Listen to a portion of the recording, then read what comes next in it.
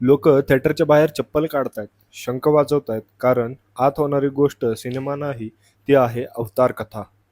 महाअवतार नरसिंह एक animated cinema, पण आत्म्यात थेट भिडणारी कथा. एक भक्त प्रल्हाद, एक अत्याचारी राजा हिरण्यकश्यप आणि त्याचा अहंकार तोडणारा भगवान विष्णूचा नरसिंह अवतार.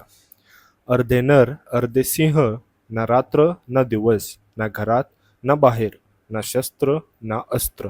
ईश्वर जेव्हा स्वतःचे नियमही मोडतो, तेव्हा धर्म उभा राहतो. लोक शंख घेऊन थिएटरमध्ये का जात आहेत? कारण ही गोष्ट त्यांच्या अंतःकरणाला भिडते. कारण या देशात देव फक्त देवळात नसतो, तो कथांमध्ये, श्रद्धेमध्ये आणि पडद्यावर सुद्धा प्रकट होतो.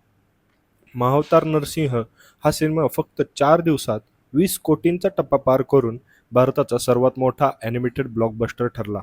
पण याचं यश आकड्यांमध्ये नाही, ते आहे प्रत्येक डोळ्यातून ओघळणाऱ्या अश्रूमध्ये, प्रत्येक शंकातल्या आवाजात आणि प्रत्येक प्रेक्षकाच्या जय नरसिंह देवमध्ये. हा सिनेमा नाही, ही एक आठवण आहे की देव कधीही कुठेही प्रकट होऊ शकतो.